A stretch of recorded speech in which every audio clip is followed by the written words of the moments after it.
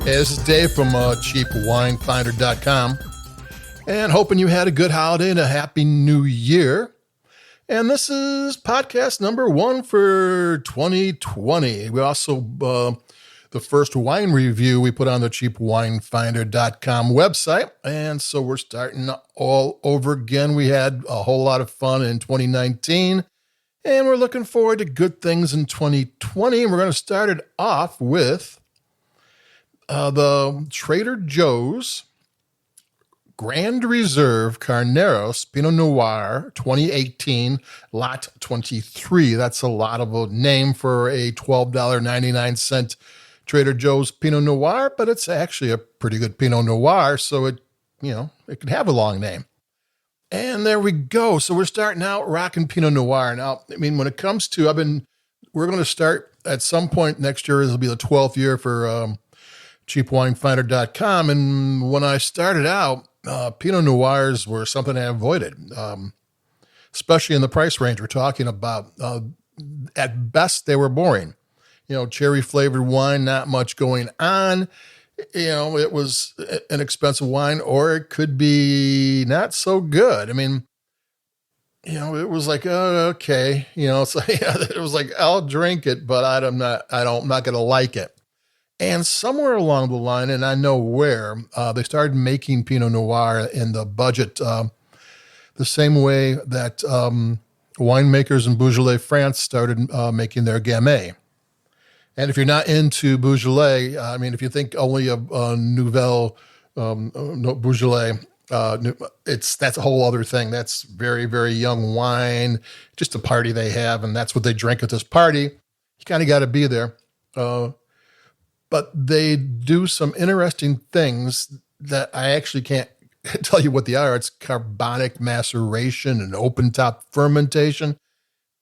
These are ways of making the wine come together quickly, develop quickly, which is why this is a 2018, and it tastes like a Pinot Noir that would be maybe another year of aging, maybe a more intricate production techniques. These they're not easy production techniques to do.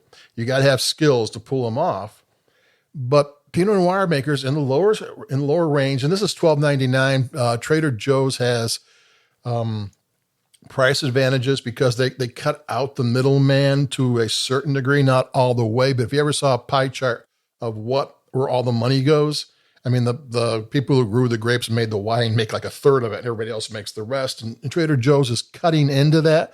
So their wines that are, whatever the price, they will normally sell in a retail shop if they weren't, if Trader Joe's wasn't the middleman, wasn't their own middleman, for a couple of bucks to maybe a lot of bucks cheaper. And I don't know what this wine would have cost, and I don't know the details about the grapes, and I don't know any of that. But it's $12.99, and most Carneros Pinot Noirs start at $20, and it's not uncommon to see them at $40 and $50. So $12.99 for a Pinot Noir from Carneros that's any good at all is a pretty good price. And Carneros is a area half in Sonoma, half in Napa, that southern border, the San Pablo Bay, and the San Pablo Bay is the bay just above, it's like connected to the San Francisco Bay. So all that cold air from the Pacific Ocean is on the southern border, even though if that bay wasn't there, this would not be a Pinot Noir Chardonnay. They also do great Chardonnay in Carneros growing area. It'd be way too hot. And actually that bay gives a delta that makes Clarksburg and Lodi viable.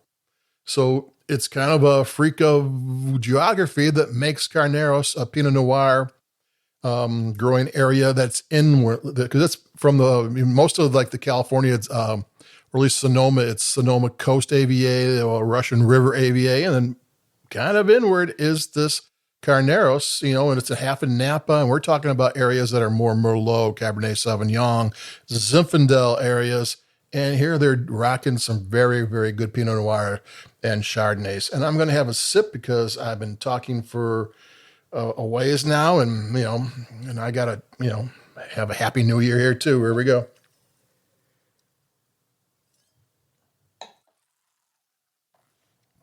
And this $12.99 Pinot Noir is kind of like a classic California Pinot Noir.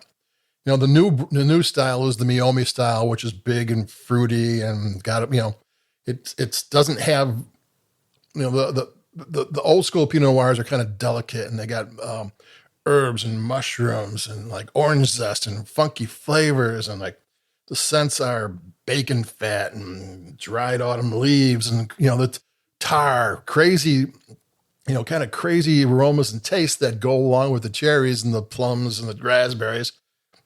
They're kind of cool, and the more delicate they are, the more crazy cool they are. And this one's kind of a funky little Pinot Noir for $12.99. It's solid. It's I've had worse Pinot Noirs that cost more. I mean, not that there were actually worse. I don't want to say that, but this one has a lot of that weirdness, that weird funky thing going on that I like in Pinot Noir. And it's there. It's $12.99. That's a solid Pinot Noir. Now, this is this Trader Joe's Grand Reserve Lot 23 Carneros blah blah blah. This is the 10th vintage. They've been doing this one for a while. I don't know who makes it. But somebody that is fairly stable. There are no budget wineries in Carneros. Everybody there can sell their grapes and make their wine that go into $40 and $50 wines. There's no one out there really in the business of making $12.99 wines unless they sell them off or whatever. And there's different reasons to sell wines. I mean, grapes off and wines off and what have you. But for 10 years, that's stable. That's not someone who's who needs money quick. That's not somebody making a quick buck or having a problem. That is, 10 years for Pinot Noir is some stability that not all the wines in the retail wine shops have. So this wine's been around a while. I noticed this year the alcohol content was like 13.9, where last year, so we did the 2017. This is the 2018 on Cheap Wine Finder, and that was up to 14.5. And I remember thinking, oh no, this is going to be one of those big ones, which I'll drink Meiomi, but I prefer, when I'm going to have Pinot Noir, I prefer them to be a little more subtle and enticing. I mean, a little bit, if I want a big wine, I'll have a Zinfandel, I'll have a Syrah, Petit Syrah, Cabernet Sauvignon, Merlot even. I don't need Pinot Noir to do that for me. I'll go elsewhere for that. But if you like that style, fine. I'm cool with that. Just not me. But there we go. I'm going to have another sip because I got myself worked up on this, so I'm going to have to take a sip.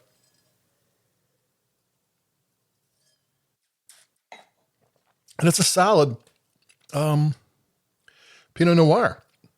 It's way better than they were when we first started out. I mean, nothing in the $12.99 price range came close to this. It's got good flavor. It's got some detail. It's got some interest. The acidity is great. It doesn't bite it. It gives the wine length that, it allows it all the flavors to unfold. The tannins are smooth. The finish is fine. It's, it's subtle, but it goes on for a way. It's a fine little wine. It's $12.99. It's better than you should expect a $12.99 Pinot Noir to be, except nowadays I kind of expect them to be this way because they have been this good recently. And that's that for me. It's a good Pinot Noir. It doesn't cost much. If you like the old school style rather than the Meiomi style, this is the wine for you. It's still, it might be a little bold for the Burgundy guys. But, they're not drinking $12.99 Pinot Noirs from Trader Joe's.